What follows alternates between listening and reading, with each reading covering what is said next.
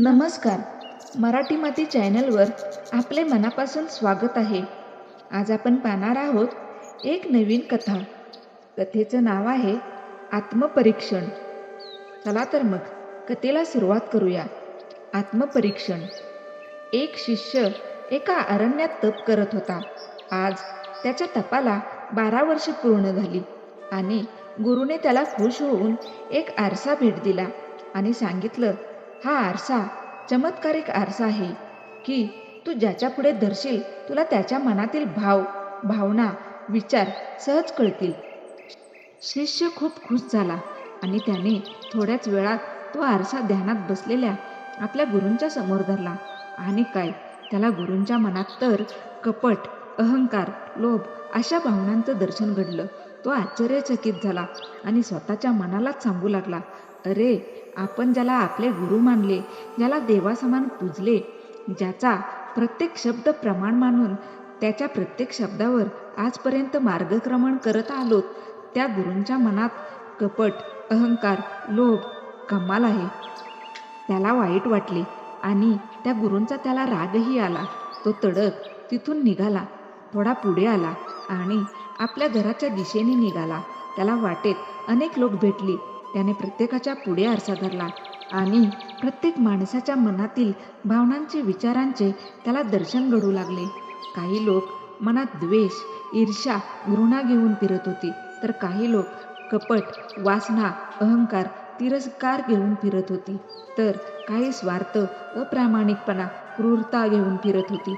बाप रे, तो शिष्य खूपच निराश झाला आणि एका झाडाखाली बसला आणि विचार करू लागला की इतक्या मोठ्या गावात एकही चांगला माणूस मला न सापडावा, ही किती मोठी शोकांतिका आहे.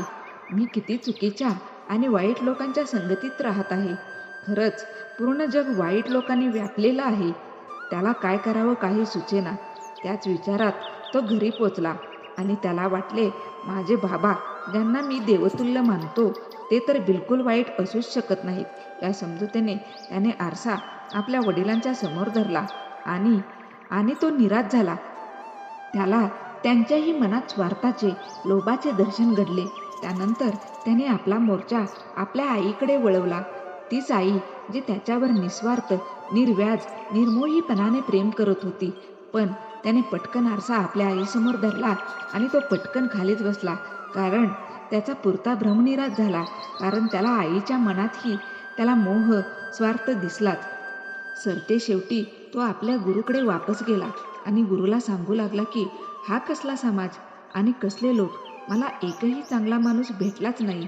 संपूर्ण समाज कोणत्या ना कोणत्या दुर्गुणाने वेढलेला आहे. अशा समाजात माझं कसं होईल, याच चिंतेत मी तुमच्याकडे परत आलोय. गुरु क्षणभर शांत राहिले.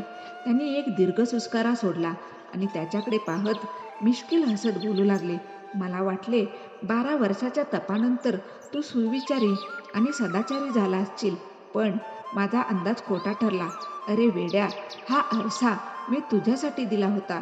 तू या आरशात स्वतःचे प्रतिबिंब पाहावे आणि स्वतःमध्ये जर काही अवगुण आढळले तर त्यात तू सुधारणा करावी.